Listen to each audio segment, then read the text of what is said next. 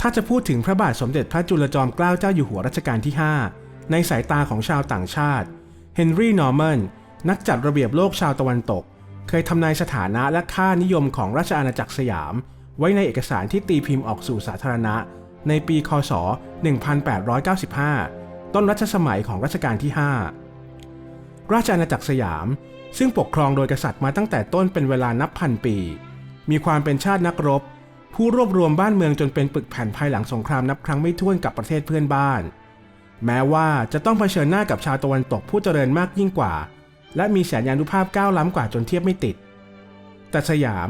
ก็มีกุศโลบายที่แยบยลเอาตัวรอดมาได้หลายครั้งหลายหนและสามารถเกลี้ยกล่อมจนรัฐบาลศัตรูอย่างอังกฤษและฝรั่งเศสให้กลายเป็นมิตรอย่างน่าอัศจรรย์หากสยามยังสามารถรักษามาตรฐานทางการทูตและการเจรจาต่อรองดังเช่นบรรพบุรุษได้ดำเนินนโยบายมาอย่างสุขุมแล้วไซร้ก็เป็นที่เชื่อได้ว่าสยามจะเอาตัวรอดและมีที่ยืนเยี่ยงชาติของชาวคริสเตียนในโลกนี้โดยผาสุกอย่างไม่ต้องสงสัยเป็นอารยะและมีวิสัยทัศน์กว้างไกลในลำดับต้นๆของเอเชียดูเหมือนมีอนาคตที่สุดในสายตาเอกสารชิ้นนี้นับว่ามีความเก่าแก่ที่สุดเกี่ยวกับบทวิเคราะห์ทางการเมืองและเศรษฐกิจจากความเชื่อของคนภายนอกที่มองสยามประเทศในยุคจักรวรรดินิยมเรืองอำนาจและมองเอเชียว่าเป็นรัฐที่ล้มเหลวตกต่ำถึงขีดสุดมีเพียงพระบาทสมเด็จพระจุลจอมเกล้าเจ้าอยู่หัวรัชกาลที่ 5พระองค์เดียวเท่านั้นที่อยู่ในสายตาต่างชาติที่มองมาด้วยความชื่นชมในพระปรีชาสามารถพระองค์ทรงเผชิญหน้ากับปัญหายิ่งใหญ่ที่รุมเร้าด้วยพระขัตติยมานะและทรงสามารถนำพาชาติผ่านพ้นวิกฤตใหญ่หลวงมาได้ทุกครั้งทั้งประเทศสยามเป็นแผ่นดินเดียวในแถบนี้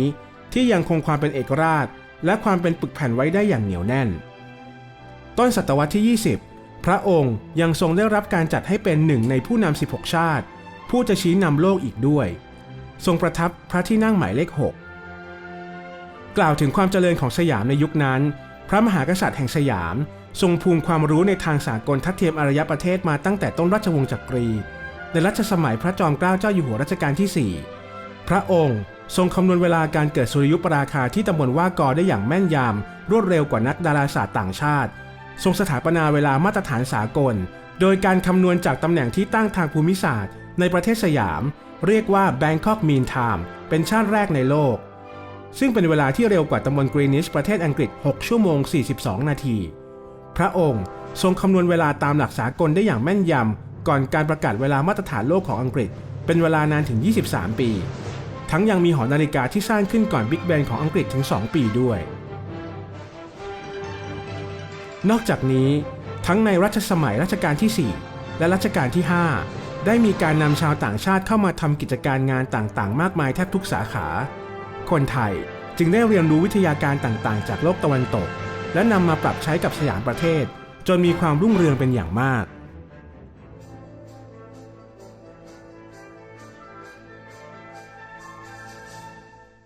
การปฏิวัติฝรั่งเศสเป็นการปฏิวัติใหญ่ที่เกิดขึ้นในศตวรรษที่ 18ก่อให้เกิดผลกระทบต่อการเปลี่ยนแปลงโฉมหน้าทางการเมืองทั่วยุโรป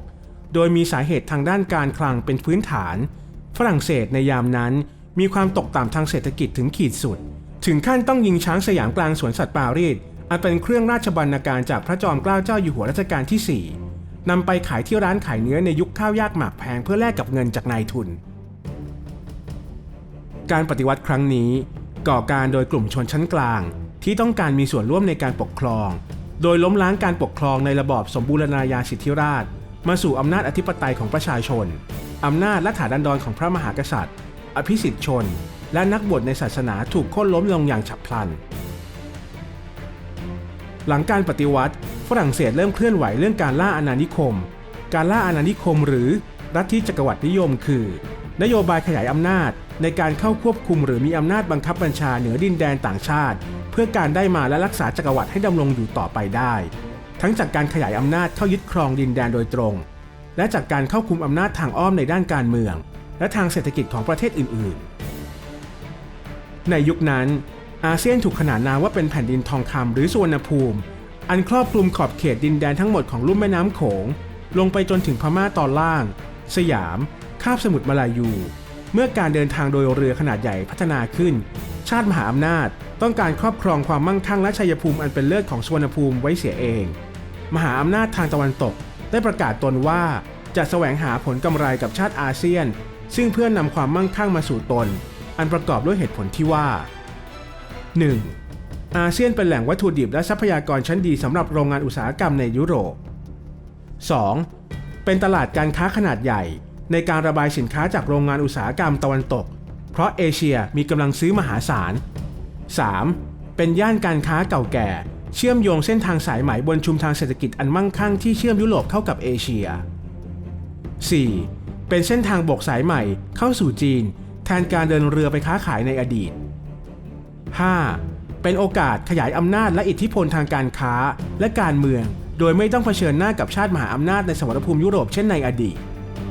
6. เพื่อเผยแผ่วัฒนธรรมตะวันตกและคริสตศาสนาต่อชาวโลก 7. นำคนท้องถิ่นมาเป็นแรงงานทาสและถูกเกณฑ์เข้ากองทัพเพื่อสู้รบพระพุทธเจ้าหลวงทรงเล็งเห็นภัยอันตรายในข้อนี้ดังเช่นที่พระบาทสมเด็จพระนั่งเกล้าเจ้าอยู่หัวรัชกาลที่ 3ได้ทรงกล่าวไว้ว่าการศึกสงครามข้างยวนข้างพม่าก็เห็นจะไม่มีแล้วจะมีอยู่ก็แต่ข้างพวกฝรั่งให้ระวังฝรั่งให้ดีอย่าให้เสียทีแก่เขาได้การงานของเขาสิ่งใดที่คิดควรจะเรียนร่ำเอาไว้ก็เอาอย่างเขาแต่อย่าให้เลื่อมใสนับถือไปทีเดียวจนมาถึงรัชสมัยพระจอมเกล้าเจ้าอยู่หัวรัชกาลที่ 4พระองค์ก็ทรงเล็งเห็นภัยในข้อนี้ดังที่รัชกาลที่ 3ทรงเตือนพระองค์จึงทรงแต่งตั้งคณะราชทูตแห่งสยามไปเพื่อเจริญสัมพันธไมตรีต่อประเทศมหาอำนาจทางยุโรปอย่างอังกฤษและฝรั่งเศสในการนั้นคณะราชทูตได้อัญเชิญพระราชสารที่จารึกลงบนแผ่นทองคำจากพระเจ้าอยู่หัวและเครื่องมงคลราชบรรณาการอันประเมินค่ามิได้หลายประการไปถวายแด่พระเจ้านโปเลียนที่ 3เพื่อแสดงถึงไมตรีจิตและความมีอารยะเพื่อลบล้างข้ออ้างที่มหาอำนาจหยิบมาใช้เพื่อล่าอาณานิคมพระองค์ทรงพยายามทุกวิถีทางที่จะพัฒนาและปรับปรุงสยามให้เป็นไปตามแนวอารยะสากลทัดเทียมนานาอารยประเทศทุกด้านเพื่อหลุดพ้นจากการตกเป็นเป้าล่าพระพุทธเจ้าหลวงทรงมองว่าการเอาใจออกห่างตะวันตกจะมิเป็นผลดีต่อสยามจึงตัดสินพระทัยทำสัญญาการค้ากับอังกฤษก่อนที่จะโดนใช้กำลังบีบบังคับทรงส่งพระราชโอรสไปศึกษาต่อในต่างประเทศที่สถาบันกษัตริย์มีบทบาทและอิทธิพลทางการเมืองโดยใช้ความเป็นราชวงศ์เป็นพื้นฐานเชื่อมโยงนอกจากเพื่อศึกษาวิทยาการต่างๆที่เป็นประโยชน์ในการพัฒนาประเทศก็คือเพื่อที่จะเข้าไปคลุกคลีกับราชสำนักเป็นใบเบิกทางไปสู่ความสัมพันธ์อันแน่นแฟ้นการกระจายกันไปประทับอยู่ตามราชสำนักใหญ่ๆที่ทรงอิทธิพลในยุโรปของพระราชโอรสย่อมเป็นการประชาสัมพันธ์ราชสำนักสยามกับโลกภายนอกและเป็นใบเบิกทางชั้นเยี่ยมก่อนการเสด็จไปเยี่ยมเยียนด้วยพระองค์เองพระองค์มีพระราชดำริในการเลิกทาสเพราะถ้าสังคมไทยยังป่าเถื่อนล้าหลังพลเมืองส่วนใหญ่ยังตกเป็นทาสมหาอำนาจตะวันตกจะถือเป็นข้ออ้างเข้ามาช่วยสร้างความเจริญให้ด้วยการเข้ามายึดครองการเลิกทาสย่อมเป็นการลดกระแสกดดันของลัทธิจักรวรรดินิยมได้นอกจากนี้พระองค์ทรงยกเลิกวัฒนธรรมการหมอบกราบเข้าเฝ้าเพราะต่างชาติครหาว่าเป็นการไม่ให้เกียรติและไม่มีอารยธรรมที่ให้นั่งเข้าเฝ้ากับพื้นทรงเปลี่ยนวัฒนธรรมการแต่งกายให้เป็นสากลมากขึ้นให้ทัดเทียมอารยประเทศทางด้านสถาปัตยกรรมพระองค์ทรงโปรดให้สร้างวัดนิเวศธรรมประวัติราชวรวิหารพระอารามหลวงชั้นเอกชนิดราชวรวิหารตั้งอยู่ที่ตำบลบ้านเลนอำเภอบางปะอินจังหวัดพระนครศรีอยุธยาโดยใช้รูปแบบสถาปัตยกรรมการตกแต่งแบบโกธิกเรียนแบบบทคริสต์ในการก่อสร้างซึ่งเป็นการผสมผสานที่ลงตัวของศิลปะแบบประเพณีไทยนิยมและศิลปะแบบตะวันตกอีกด้วย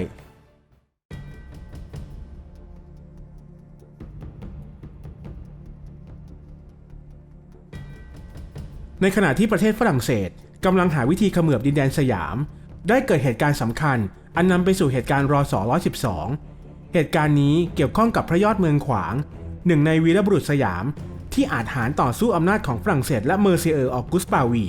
กงสุลฝรั่งเศสประจำกรุงเทพมหานครพระยอดเมืองขวางเป็นข้าราชการฝ่ายปกครองสังกัดกระทรวงมหาดไทยสมัยรัชกาลที่ 5เป็นข้าหลวงเจ้าเมืองคำม่วนเมืองคำเกิดเมืองหน้าด่านที่ต้องต่อสู้กับทหารฝรั่งเศสในกรณีพิพาทรศ112ในปีนั้นได้เกิดกรณีพิพาทระหว่างการปักปันเขตแดนฝั่งซ้ายของแม่น้ำไทยฝรั่งเศสเมื่อฝรั่งเศสต้องการเข้าครอบครองเมืองคำม่วนจึงเข้าจู่โจมชิงเมืองพร้อมกำลังทหารบีบบังคับให้พระยอดเมืองขวางออกจากเมืองแต่ท่านไม่ยินยอมจึงเกิดการสู้รบกันขึ้นโดยทางฝรั่งเศส ได้สั่งให้นายกรอสกุรังพร้อมไพร่พลคุมทหารเข้าปล้นค่ายยึดเมืองคำม่วนเมืองด่านปลายราชอาณาเขตสยามทิศตะวันออกพระยอดเมืองขวางมิได้ต่อสู้ขัดขวางเพราะเกรงกระทบไมตรีระหว่างกรุงสยามกับกรุงฝรั่งเศสนายกรอสกุรังได้จับกุมหลวงอนุรักษ์ผู้ช่วยของพระยอดเมืองขวางแล้วคุมตัวพระยอดเมืองขวางกับพวกไปส่งที่เมืองท่าอุเทนระหว่างคุมตัวเมอร์เซอร์กรอสกุรังกับทหารราว20นายใช้กำลังนำหลวงอนุรักษ์ผู้ช่วยรักษาเมืองคำม่วนไปกักขังพระยอดเมืองขวางตั้งขุนวางเมืองท่าอุเทนไปเจรจาขอตัวท่านคืนระหว่างเจรจาเกิดการโต้เถียงชุลมุนและเกิดการต่อสู้กันลูกปืนถูกขุนวางและทหารสยามตายจำนวนหนึ่งเมอร์เซอร์กรอสกุรังถูกกระสุนปืนเข้าที่ขมับนอนเสียชีวิตอยู่บนเรือนพร้อมทหารยวนอีกจำนวนหนึ่งจากเหตุการณ์ครั้งนี้นายออกุสปาวีไม่พอใจฝ่ายสยามเป็นอย่างมากกล่าวหาว่าพระยอดเมืองขวางเป็นฆาตกรโดยใส่ร้ายว่าท่านบุกเข้าไปทำร้ายนายกรอสกุรังขณะนอนป่วยอยู่ในที่พักและนำเรื่องขึ้นพิจารณาคดีตามกระบวนการของศาลและฉวยโอกาสอ้างเป็นเหตุย่ำยีเอกราชสยามประเทศโดยสั่งให้เมอร์เซอร์ปาวียื่นประท้วงขอให้ลงโทษพระยอดเมืองขวางสถานหนักและสยามประเทศต้องจ่ายค่าทำขวัญให้แก่ครอบครัวทหารฝรั่งเศสยวนและเขมรที่ถูกฆ่าตายอันเป็นส่วนหนึ่งของต้นเหตุวิกฤตการณ์ร.ศ. 112และได้มีการออกพระราชบัญญัติเพื่อจัดตั้งศาลรับสั่งพิเศษชำระความพระยอดเมืองขวางพระบาทสมเด็จพระจุลจอมเกล้าเจ้าอยู่หัวทรงรับสั่งให้กรมหลวงพิชิตปรีชากรแม่ทัพใหญ่อีสานใต้เป็นประธานคณะผู้พิพากษาการพิจารณาคดีพระยอดเมืองขวางศาลรับสั่งพิเศษประทับยืนอ่านคำพิพากษายกฟ้องโดยพระยอดเมืองขวางผู้เป็นจำเลยมิได้ทำการร้ายด้วยตนเองเป็นแน่ปรากฏว่ารัฐบาลฝรั่งเศสไม่ยอมรับคำพิพากษาและสั่งพิจารณาคดีใหม่รัฐบาลสยามต้องจำยอมอีกครั้งด้วยการตั้งศาลผสมณสถานทูตฝรั่งเศสโดยมีอัยการฝรั่งเศสดำเนินการฟ้องประกอบด้วยผู้พิพากษาฝรั่งเศส3คนฝ่ายสยาม2คนอธิบดีผู้พิพากษาฝรั่งเศสและต้องตั้งทนายฝรั่งเศสด้วยพระยอดเมืองขวางถูกตัดสินโทษจำคุก20ปีโดยเสียงข้างมาก3-2ทั้งที่ขัดกับหลักกฎหมายสากลที่ว่าการกระทำอันเดียวกันจะลงโทษ2ครั้งไม่ได้พระยอดเมืองขวางต้องยอมเสียสละอิสรภาพของตนเพื่อรักษาอธิปไตยของชาติสยามไว้คดีนี้สะท้อนให้เห็นการสูญเสียเอกราชทางการศาลและการปกครองประเทศทำให้คนสยามถูกย่ำยีสิทธิและเสรีภาพจึงก่อให้เกิดปณิธานอันแรงกล้าของพระบาทสมเด็จพระจุลจอมเกล้าเจ้าอยู่หัวในการปฏิรูประบบการศาลไทยปลดแอกสิทธิสภาพนอกอาณาเขตจนมีสถาบันตุลาการเกิดขึ้นมาเป็นหลักประกันว่าศาลสถิตยุติธรรมคือที่พึ่งสุดท้ายของประชาชน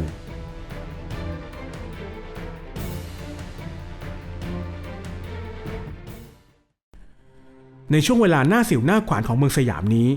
ชาวต่างชาติอีกผู้หนึ่งที่มีบทบาทสำคัญในช่วงร.ศ. 112คือ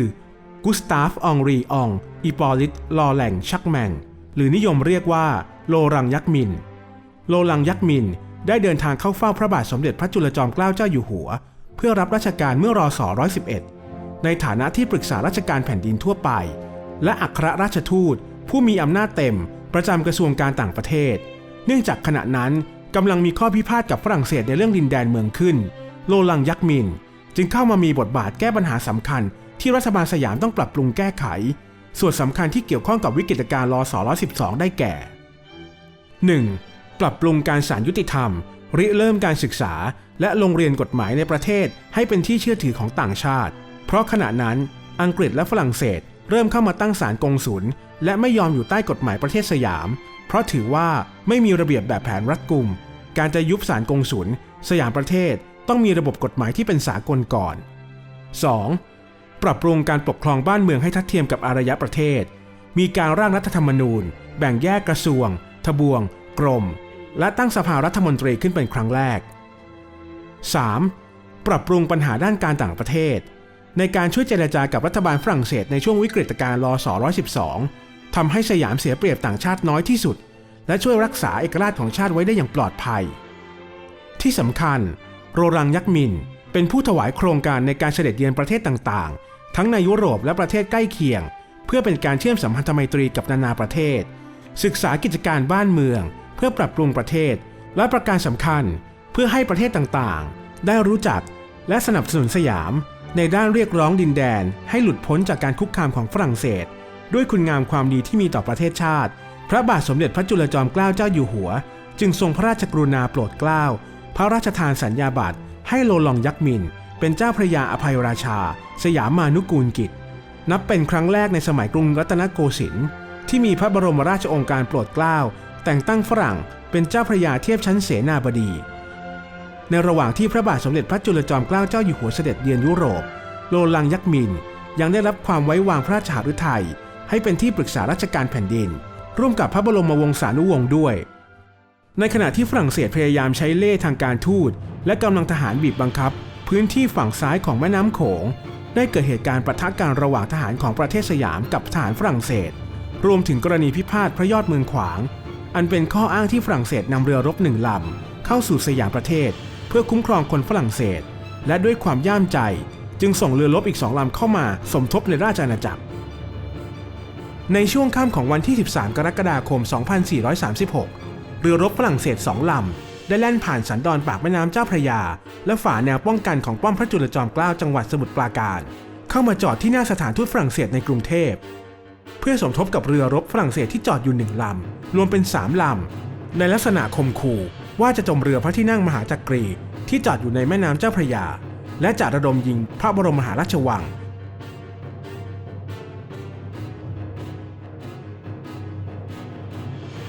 รัฐบาลสยามได้โทรเลขไปยังกรุงปารีสพร้อมกับส่งราชทูตสยามประจำกรุงปารีสไปเจรจาเพื่อยับยั้งเรือรบฝรั่งเศสทางฝรั่งเศสยอมตกลงระงับคำสั่งดังกล่าวและโทรเลขด่วนมายังเรือรบของตนมิให้ล่วงล้ำเข้ามาทว่าเมอร์เซียปาวีกลับมีเจตนาที่จะไม่ส่งโทรเลขต่อไปยังเรือรบด้วยหวังผลทางการเมืองเต็มรูปแบบส่งผลให้เกิดการยิงปะทะกันที่ปากน้ำจริงๆมีทหารไทยตาย8 นายทหารฝรั่งเศสตาย3 นายฝรั่งเศสยื่นคำขาดหากสยามไม่ยอมจ่ายค่าทำขวัญครอบครัวทหารเรือฝรั่งเศสที่บาดเจ็บล้มตายจากการปะทะครั้งนั้นเป็นเงิน3 ล้านฟรังตีเป็นเงินไทยประมาณ 1,560,000 บาทสยามต้องยินยอมให้ฝรั่งเศสเก็บภาษีที่เมืองพระตะบองและเสียมราชที่สำคัญกว่านั้นฝรั่งเศสยังระดมเรือรบที่จอดอยู่ที่ท่าเรือเมืองไส้ง่อนจำนวน12 ลำมาปิดอ่าวไทยและส่งทหารขึ้นยึดเกาะสีชังสั่งให้สยามถอนทหารออกจากฝั่งซ้ายแม่น้ำโขงภายใน1 เดือนแม้ว่าสยามจะยอมรับตามข้อเรียกร้องของฝรั่งเศสทุกข้อเพราะไม่มีทางปฏิเสธได้ฝรั่งเศสก็ยังยึดจันทบุรีไว้เป็นประกันจนกว่าการปักปันดินแดนฝั่งซ้ายแม่น้ำโขงที่สยามจะต้องมอบให้ฝรั่งเศสนั้นเสร็จสิ้นในที่สุดสยามต้องยอมจ่ายเงินจำนวน3 ล้านฟรังและต้องเสียดินแดนฝั่งซ้ายแม่น้ำโขงให้แก่ฝรั่งเศสบนความชอกช้ำของชาวสยามทุกคนที่ไม่สามารถต่อกรกับความเจ้าเล่ห์ขี้โกงและโป้ปดมดเท็จของประเทศนี้ได้สิ่งสำคัญที่สุดที่พาสยามผ่านพ้นวิกฤตรศ.112 มาได้ก็คือเงินถุงแดง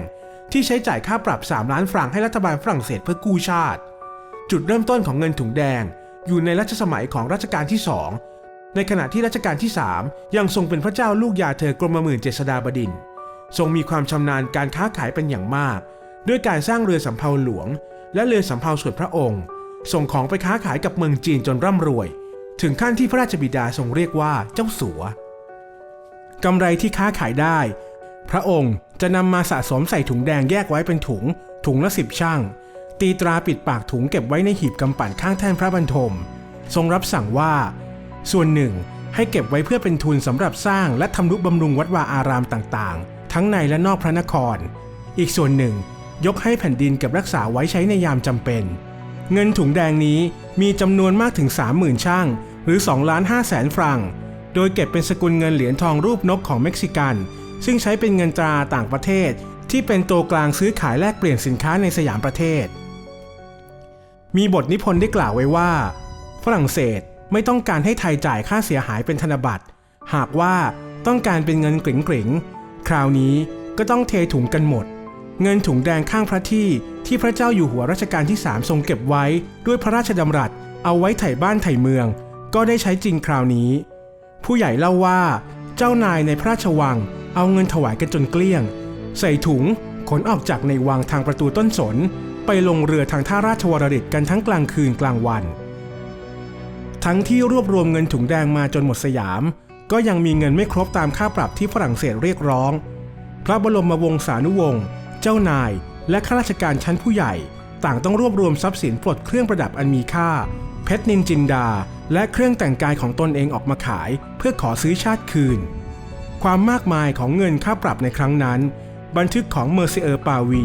ตัวการใหญ่ที่ทำให้ไทยเสียดินแดนผืนใหญ่ที่สุดในประวัติศาสตร์กรุงรัตนโกสินทร์แจ้งกลับทางฝรั่งเศสด้วยความกระหยิ่มใจว่าเหรียญทองทั้งหมดมีมากถึง 8,1,282 เหรียญคิดเป็นน้ำหนักมากถึง23ตันการลำเลียงรถขนเหรียญทองที่มีน้ำหนักมากทำให้ถนนที่บรรทุกเงินผ่านเป็นรอยลึกตามรอยล้อเกวียนท้ายที่สุดสยามต้องจ่ายเงินค่าปรับ3 ล้านฟรังก์รวมทั้งอธิปไตยบางส่วนของชาติสร้างความปวดร้าวแด่ชาวสยามอย่างยากเกินจะบรรยายได้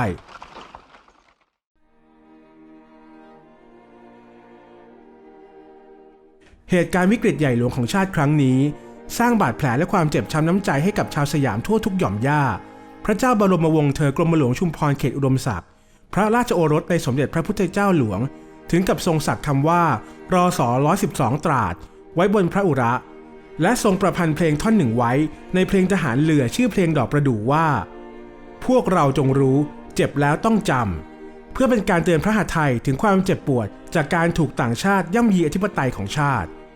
สมเด็จพระพุทธเจ้าหลวงพระจุลจอมเกล้าเจ้าอยู่หัวผู้ที่ทรงทุกข์โทมนัสใหญ่หลวงกว่าชาวสยามผู้ใดในแผ่นดินทรงมาเกิดความท้อถอยพระราชาฤทัยทรงเกรงว่าประชาราษฎร์จะเปรียบพระองค์กับกษัตริย์อยุธยาที่ไม่สามารถรักษาบ้านเมืองเอาไว้ได้พระองค์ทรงไม่เสวยพระกยาหารไม่ส่งน้ำไม่บรรทมจนกระทั่งทรงพระประชวรก็ยังทรงไม่ยอมรับการถวายการรักษาและพระโอสถใดๆพระองค์ทรงพระราชนิพนธ์ระบายความบีบคั้นพระราชฤทัยอย่างเหลือประมาณจนถึงกับทรงมีพระราชประสงค์จะไม่ดำรงพระชนชีพมีความตอนหนึ่งว่าเจ็บนานนึกหน่ายนิดมานะเรื่องบำรุงกายส่วนจิตมิสบายศีละกรุ่มอุราตรึงแม้หายก็พลันยากจะลำบากหรือไทยพึงตริแต่จะถูกรึงอุระรัตและอัตรา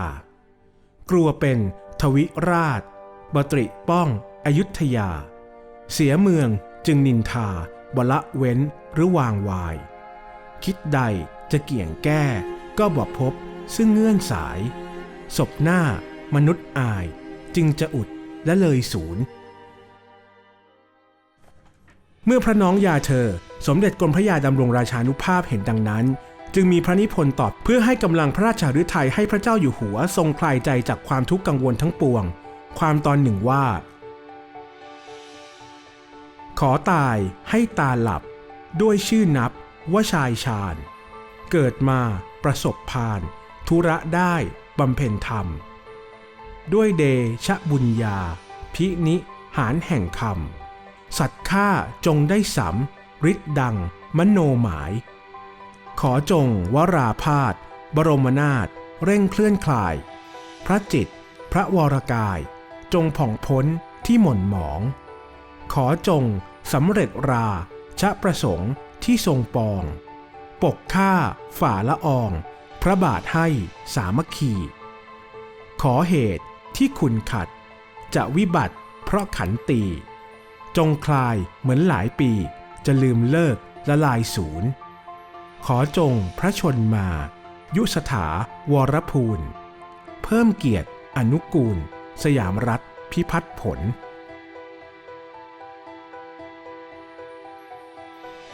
และด้วยพระนิพนธ์ของพระน้องยาเธอนี่เองพระเจ้าอยู่หัวจึงคืนพระสติและทรงลำลึกถึงพระคติยมานะดังที่เคยบันทึกไว้ว่าจะมิให้มีชื่อชั่วอยู่ในแผ่นดินพระองค์จึงทรงต่อสู้กับความโทมนัสใหญ่หลวงทั้งปวงด้วยพระขันติธรรมอันเลิศเปลี่ยนไปด้วยกำลังพระราชฤทัยที่จะนำพาสยามประเทศเดินไปข้างหน้าอีกครั้ง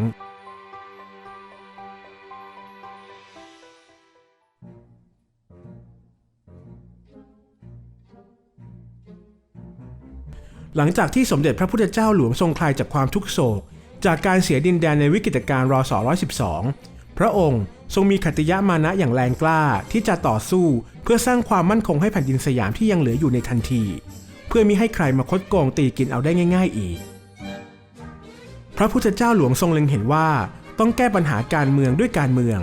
โลลังยักษ์มินได้ถวายแนวทางในการเสด็จเยือนประเทศต่างๆในแถบยุโรปควรเสด็จไปกระชับความสัมพันธ์กับพันธมิตรเก่าอย่างเดนมาร์กและอิตาลีเพื่อกรองสถานการณ์แสวงหาพันธมิตรใหม่เพื่อหาเสียงสนับสนุนทางการเมือง เพื่อหลุดพ้นจากการคุกคามและหาโอกาสเจรจาผ่อนปรนสนธิสัญญารศ112กับฝรั่งเศสโดยแนะนำว่าพระองค์ควรจะเสด็จไปเข้าเฝ้าพระเจ้าชานิโคลัสที่2ของรัสเซียก่อนเพราะเวลานั้นฝรั่งเศสกำลังผูกพันอยู่กับรัสเซียภายใต้สนธิสัญญาทวิภาคีเป็นที่เชื่อได้ว่าการต้อนรับอย่างอบอุ่นของรัสเซียในฐานะที่ซาร์ทรงรู้จักมักคุ้นกับพระเจ้าอยู่หัวมาก่อนจะส่งผลบวกทางการเมืองสยามในสายตายุโรปทั้งการเสด็จเยือนสยามของพระเจ้าซาร์เมื่อครั้งยังดำรงตำแหน่งมกุฎราชกุมารก่อนหน้านี้ทำให้สยามกลายเป็นเมืองหน้าด่านระดับแนวหน้าทำให้ชาติมหาอำนาจด้วยการให้ความสนใจเป็นพิเศษในครั้งนั้นซาเลวิชทรงตัดสินพระทัยแบบกระทันหันที่จะเสด็จเยือนกรุงเทพทำให้รัฐบาลอังกฤษและฝรั่งเศสเกิดความสงสัยในท่าทีของรัสเซียที่มีต่อสยามฉะนั้นการแนะนำพระองค์ของพระพุทธเจ้าหลวงต่อรัสเซียจึงมีความหมายอย่างยิ่งต่อเสถียรภาพความมั่นคงของชาติสยามจึงอยู่ในฐานะที่ต้องทุ่มหมดหน้าตักในการต้อนรับแขกบ้านแขกเมืองเมื่อทราบถึงการจะเสด็จเยือนสยามของรัสเซียรัฐบาลอังกฤษปล่อยข่าวลือทันทีว่ากรุงเทพมหานครมีการระบาดของอหิวาตกโรคพระเจ้าอยู่หัวทรงสยบข่าวลือด้วยการส่งกรมหมื่นดำรงราชานุภาพให้เป็นผู้อัญเชิญพระราชสารส่วนพระองค์ไปทูลเชิญซาเรวิชถึงสิงคโปร์และให้เป็นผู้นำขบวนเสด็จเข้ามายังราชอาณาจักรสยามเพื่อสร้างความมั่นใจแด่ผู้มาเยือนการต้อนรับเป็นไปอย่างมโหฬารเอิกกระเริกที่สุดเท่าที่เคยมีมาตลอดเส้นทางประดับประดาอย่างสวยงามมีข้อความต้อนรับเป็นภาษารัสเซียทหารกองเกียรติยศสยามบรรเลงเพลงชาติรัสเซียรับเสด็จและส่งเสด็จอย่างสมพระเกียรติจนถึงกับเกิดวลีที่ว่าอย่างกับรับซาจากรัสเซียประเทศสยามรับรองซาเลวิชที่พระราชวังสรานลมอย่างโอ้อาพระเจ้าอยู่หัวทรงพระราชทานสายสะพายจักรีสีเหลืองสดเครื่องราชอิสริยาภรณ์มหาจักรีบรมราชวงศ์ชั้นสูงสุดที่สงวนไว้เฉพาะผู้มีกำเนิดเป็นเจ้านายชั้นสูงเท่านั้นเพื่อเป็นการประกาศว่าทรงรับซาเลวิชเข้าเป็นสมาชิกของครอบครัวจักรีทรงนำเสด็จทางชลมารไปยังพระราชวังบางปะอินเพื่อพระราชทานการรับรองแบบปิกนิกที่กล่าวกันว่าเป็นการปิกนิกที่ใหญ่ที่สุดในโลกประกอบด้วยชาวสยามและชาวรัสเซียคณะใหญ่ถึง 4,000 คนพร้อมขบวนเรือหลายร้อยลำซาเรวิชได้ทอดพระเนตรพระราชพิธีเก่าแก่อย่างการคล้องช้างป่าที่มากมายถึง300เชือกแสดงถึงความยิ่งใหญ่และสมบูรณ์แบบที่สุดซึ่งไม่ได้เกิดขึ้นโดยง่ายและถือเป็นพระราชพิธีคล้องช้างครั้งสุดท้ายในสยามประเทศในการนี้สมเด็จพระพุทธเจ้าหลวงได้มีพระราชดำริว่าสยามและรัสเซียนั้นแม้อยู่ห่างไกลแต่พระราชวงศ์ได้ดำเนินพระราชมัยตรีด้วยดีเสมอมาเสมือนหนึ่งแผ่นดินเดียวกันในการที่มกุฎราชกุมารแห่งรัสเซียเสด็จจากแดนไกลมาถึงเพียงนี้มีพระหฤทัยประสงค์จำนงใดในราชอาณาจักรนี้ก็จะทรงจัดหาให้ไม่ขัดข้องด้วยเหตุนี้มกุฎราชกุมารแห่งรัสเซียจึงได้กราบบังคมทูลขอพระแก้วมรกตไปประดิษฐานที่กรุงรัสเซียเมื่อสมเด็จพระพุทธเจ้าหลวงได้ทรงสดับดังนั้นแล้วทรงนิ่งอึ้งอยู่ชั่วครู่ด้วยพระเกียรติยศพระมหากษัตริย์แห่งพระมหาจักรีบรมราชวงศ์จึงทรงยึดถือคติที่ว่ากษัตริย์ตรัสแล้วไม่คืนคำสมเด็จพระพุทธเจ้าหลวงจึงทรงมีพระราชดำรัสตอบตกลงพระราชทานพระแก้วมรกตแก่กรุงรัสเซียผ่านทางมกุฎราชกุมารเนื่องจากพระราชดำรัสของพระมหากษัตริย์ในระบอบสมบูรณาญาสิทธิราชย์นั้นเสมือนหนึ่งกฎหมายและมีผลบังคับใช้ทันทีดังนั้นช่วงเวลาไม่กี่นาทีนั้นจึงกล่าวได้ว่าพระแก้วมรกตได้เป็นของรัสเซียแล้วแม้มิได้อัญเชิญออกจากที่หรือเคลื่อนย้ายใดๆซาเรวิชทรงตกพระทัยไม่น้อยเพราะทรงทราบดีว่าพระแก้วมรกตเป็นที่ยึดเหนี่ยวจิตใจของพระราชวงศ์และอาณาประชาราษฎร์ทั้งปวงจึงทรงมีพระราชดำรัสขอบพระทัยอย่างสุดซึ้งและขอให้ฝ่ายสยามขอสิ่งใดจากรัสเซียเพื่อเป็นการแลกเปลี่ยนบ้างสมเด็จพระพุทธเจ้าหลวงก็ไม่ได้ทรงเสนอข้อแลกเปลี่ยนใดๆทั้งสิ้นครั้นซาเลวิชตรัสจะยกประเทศเดนมาร์กให้กับสยามพระพุทธเจ้าหลวงก็ทรงปฏิเสธจะรับอีกทั้งนี้การทูลขอพระแก้วมรกตเป็นกุศโลบายของฝ่ายรัสเซียเพื่อที่จะทดลองน้ำพระราชฤทัยในสมเด็จพระพุทธเจ้าหลวงรัสเซียจึงตระหนักดีว่าสยามไม่มีความโลภที่จะอยากได้ทรัพย์สมบัติจากรัสเซียนอกเสียจากน้ำใจไมตรีที่แท้จริงซาเรวิชทรงเลื่อมใสในน้ำพระราชฤทัยของสมเด็จพระพุทธเจ้าหลวงเป็นอย่างมากจึงได้ตรัสถวายพระแก้วมรกตคืนในการเสด็จเยือนสยามในครั้งนั้นนอกจากทรงถวายการต้อนรับอย่างสมพระเกียรติแล้ว สมเด็จพระพุทธเจ้าหลวงยังได้พระราชทานดาบเซเบอร์สยามที่เรียกว่าพระแสงดาบหัวนาคและหัวช้างดาบเซเบอร์ลาวพระแสงกฤษมลายูดาบเหล็กหล่อพระบรมฉายาลักษณ์คู่กับสมเด็จพระบรมราชินีนาถในกรอบเงินใหญ่2 ภาพพระฉายกระจุกประทับพระปรมาภิไธยจปร.และของมีค่าอีกมากมายเป็นสัญลักษณ์ของแทนใจรวมทั้งสมุดภาพเก็บพระฉายาลักษณ์ของซาเลวิชกับบรรยากาศระหว่างเสด็จเยือนสยามพร้อมทั้งสัตว์น้อยใหญ่อีกเป็นจำนวนมากมิเฉพาะแต่พระพุทธเจ้าหลวงเท่านั้นราษฎรสยามต่างพากันมาส่งเสด็จกันอย่างคับคั่งของมีค่าที่สุดที่ชาวบ้านจะหามาถวายมหามิตรแห่งเจ้าเหนือหัวของตนได้เป็นสิ่งที่ซาเลวิชเห็นว่าเป็นของขวัญแท้เพราะเป็นการให้สิ่งที่ดีที่สุดที่ตนมีจริงๆการถวายการต้อนรับอย่างอบอุ่นของรัฐบาลสยามในครั้งนั้นได้ผูกพระไทยซาเลวิชกับสยามประเทศไว้อย่างเหนียวแน่นโดยเฉพาะอย่างยิ่งกับพระบาทสมเด็จพระจุลจอมเกล้าเจ้าอยู่หัวที่รักกันแน่นแฟ้นราวกับเป็นพี่น้องในสายพระโลหิตภายหลังจากที่ซาเลวิชได้เสด็จขึ้นครองราชสมบัติเป็นกษัตริย์รัสเซียทรงพระนามว่าสมเด็จพระจักรพรรดิซาร์นิโคลัสที่2ก็ถึงคราเสด็จประพาสรัสเซียของพระบาทสมเด็จพระจุลจอมเกล้าเจ้าอยู่หัวในปีพ.ศ. 2440ซึ่งอยู่ในแผนการเสด็จประพาสยุโรปเพื่อใช้กลยุทธ์ทางการทูตผูกสัมพันธไมตรีกับประเทศมหาอำนาจต่างๆประเทศที่พระพุทธเจ้าหลวงทรงมุ่งหวังมากที่สุดก็คือรัสเซียที่มีความสัมพันธ์แน่นแฟ้นกันมาก่อนในการเสด็จประพาสยุโรปครั้งแรกทรงเสด็จโดยเรือพระที่นั่งจักรีการอวดเรือธงในครั้งนั้นเป็นไปอย่างจงใจบ่งบอกถึงสถานะความเป็นเอกราชถือเป็นการเยี่ยมเยียนโดยเกียรติยศและแสดงอานุภาพของประเทศนั้นๆเรือพระที่นั่งมหาจักรีเป็นที่กล่าวขานเป็นอย่างมากเมื่อเรือเคลื่อนเข้าสู่เมืองใดนอกจากธงช้างเผือกที่ชักอยู่บนเสาธงท้ายเรือแล้วยังมีการชักธงราชทวัตซึ่งเป็นธงประจำองค์พระมหากษัตริย์ขึ้นสู่ยอดเสาอีกด้วยธรรมเนียมปฏิบัติคือเมื่อเรือพระที่นั่งเคลื่อนเข้าเขตเมืองใดและป้อมหน้าเมืองนั้นมองเห็นธงราชทวัตเมื่อใดก็จะยิงปืนใหญ่สลุดถวายพระเกียรติยศทันทีพร้อมกับชักธงช้างเผือกอันเป็นธงสยามขึ้นสู่ยอดเสาเป็นสำคัญเมื่อพระพุทธเจ้าหลวงเสด็จถึงรัสเซียการพบกันอีกครั้งเป็นครั้งแรกที่ต่างพระองค์ทรงดำรงพระอิสริยยศเสมอกันในฐานะพระประมุขต่างก็ถวายพระเกียรติสูงสุดแก่กันพระเจ้าอยู่หัวสยามทรงเครื่องเต็มยศอย่างจอมพลประดับเครื่องราชอิสริยาภรณ์เซนต์แอนดรูว์ส่วนพระประมุขรัสเซียก็ทรงเครื่องเต็มยศประดับเครื่องราชอิสริยาภรณ์มหาจักรีบรมราชวงศ์ในเวลาเสวยพระกยาหารค่ำของวันที่4 กรกฎาคมสมเด็จพระปิยมหาราชทรงถือโอกาสปรับทุกข์เรื่องการรุกรานของมหาอำนาจจากยุโรปกับพระเจ้าซาร์บทพระนิพนธ์ของพระราชนัดดาในสมเด็จพระพุทธเจ้าหลวงกล่าวไว้ว่าเมื่อได้รับทราบว่าพระสหายเก่าถูกรังแกพระเจ้าซาร์ตรัสว่าอ๋อไม่ยากดอกพรุ่งนี้มาถ่ายรูปกับฉันนะและในเช้าวันรุ่งขึ้นพระเจ้าซาร์ทรงจัดให้มีการฉายพระรูปร่วมกันที่พระราชวังปีเตอร์ฮอฟทรงรับสั่งให้ราชสำนักรัสเซียนำภาพที่คิงจุฬาลงกรณ์จากสยามประทับคู่กับพระองค์ส่งไปยังหนังสือพิมพ์ในเมืองหลวงของทุกประเทศในยุโรปรวมทั้งหนังสือพิมพ์ L'Illustration de Paris บอกว่าเป็นพระบรมราชโองการของพระเจ้าซาร์ให้ขยายเต็มหน้าแรกลงในหนังสือพิมพ์นั้นทั้งยังทรงเขียนคำอธิบายภาพด้วยตัวพระองค์เองว่าสยามเป็นประเทศที่กำลังพัฒนา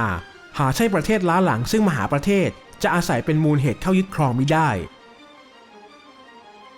ภาพที่พระมหากษัตริย์จากเอเชียประทับคู่เสมอกันกับพระเจ้ามหาจักรพรรดิแห่งรัสเซียสร้างความสั่นสะเทือนยุโรปมากพอควรและใครจะได้เห็นคิงจุฬาลงกรณ์แห่งสยามการเสด็จพระราชดำเนินประเทศในยุโรปในช่วงต่อมาจึงมีผู้เฝ้าชมพระบารมีอย่างเนืองแน่นซึ่งก็เป็นผลแก่ราชอาณาจักรสยามอย่างมหาศาลเมื่อสยามเป็นที่รู้จักของชาวยุโรปเสียงประณามฝรั่งเศสจึงดังขึ้นเรื่อยๆจนฝรั่งเศสต้องจำใจบรรเทาพฤติกรรมหมาป่าจ้องตะครุบลูกแกะลงความช่วยเหลือของพระเจ้าซาร์ในครั้งนั้นเป็นที่ซาบซึ้งพระราชฤทัยของพระพุทธเจ้าหลวงเป็นอันมากทรงมีพระราชหัตถเลขาส่วนพระองค์ถึงพระพันปีหลวงว่าฉันรู้สึกเย่อหยิ่งเป็นอันมากว่ามีพี่น้องราชวงศ์โรมานอฟที่สนิทอันมีน้ำใจดีต่อเรามากอย่างแท้จริงในที่นี้ทุกสิ่งเป็นไปเกินคาดหมายจนฉันไม่รู้ว่าความยินดีท่วมในใจฉันเพียงใดคำอันใดที่เอ็มเปอเรอร์รัสเซียได้รับสั่งกับฉันได้คิดแล้วจึงได้ตรัสทั้งนั้นตรัสแล้วไม่ได้ลืมทิ้งเสียเลยคำที่ว่าอินดิเพนเดนต์ของเมืองไทยไม่มีเวลาที่จะต้องสูญต้องทำลายยังปรากฏติดหูอยู่เอ็มเปอเรอร์ทรงรับที่จะช่วยโดยแข็งแรงแกรนดุกก็อุดหนุนรับรองฉันเหมือนกันบัดนี้ฉันเห็นได้แล้วว่าการที่ฉันมานี้ เป็นประโยชน์แก่กรุงสยามโดยแท้จริงไม่รู้ว่าเขาผูกจิตผูกใจฉันอย่างไรเรียกได้ว่าหลง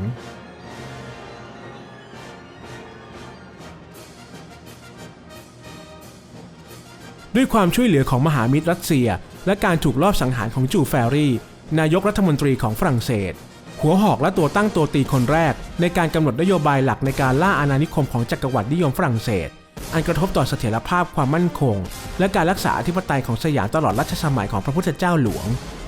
สถานการณ์ทางการเมืองในยุโรปก็เริ่มเปลี่ยนแปลงไปสยามประเทศได้รับผลพลอยได้ทางความมั่นคงจากการปรองดองกันระหว่างประเทศผู้ล่ามีการจับขั้วพันธมิตรครั้งใหม่ในหมู่ประเทศมหาอำนาจยุโรปเป็นกระแสใหม่ที่ทำให้นโยบายล่าเมืองขึ้นเปลี่ยนไปจากเดิม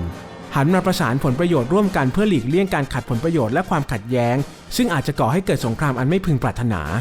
แต่ก่อนจะไปถึงจุดนั้นสมเด็จพระพุทธเจ้าหลวงทรงพยายามทำทุกวิถีทางทั้งทางตรงและทางอ้อมเพื่อรักษาเอกราชอธิปไตยแห่งราชอาณาจักรสยามไว้ด้วยพระขัตติยมานะและพระปรีชาสามารถจนถึงที่สุดสยามประเทศมิได้มีกำลังและเครื่องมือรบพุ่งที่จะอาจหารต่อกรกับประเทศมหาอำนาจได้แต่สยามประเทศมีพระมหากษัตริย์ผู้ทรงพระปรีชาญาณรอบรู้และชำนาญการทูตการต่อรองและการวางแผนอย่างมีระบบ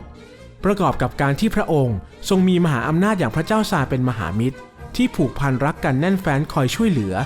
ทรงมีที่ปรึกษาผู้รอบรู้และกล้าหาญจงรักภักดีสยามประเทศจึงสามารถผ่านวิกฤตใหญ่มาได้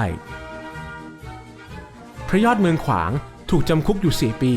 ก็ได้รับอิสรภาพจากคำร้องขอของรัฐบาลฝรั่งเศสพระพุทธเจ้าหลวงพระราชทานบำนาญให้เป็นพิเศษเดือนละ500 บาทพร้อมได้รับการยกย่องในฐานะวีรบุรุษผู้รักชาติเมื่อรั้งศึกสงครามกลางเมืองกับต่างประเทศแล้วพระองค์ก็ไม่ได้ทรงหยุดนิ่งตลอดพระชนชีพของพระองค์ทรงเร่งพัฒนาและวางรากฐานบ้านเมืองไว้อย่างเป็นระบบเพื่อชาวสยามรุ่นหลังจะได้อยู่ดีมีความเจริญรุ่งเรืองทั้งที่กล่าวได้ว่ายามนั้นสยามประเทศถึงขั้นหมดตัวจากการเรียกนาทาเรนต์ของฝรั่งเศสพระองค์ก็ยังทรงพระปรีชาสามารถกอบกู้ความมั่นคงทางเศรษฐกิจของชาติขึ้นมาใหม่ได้ในเวลาอันรวดเร็วทั้งยังสามารถพัฒนาสยามประเทศได้อย่างมากมายและต่อเนื่องกล่าวได้ว่า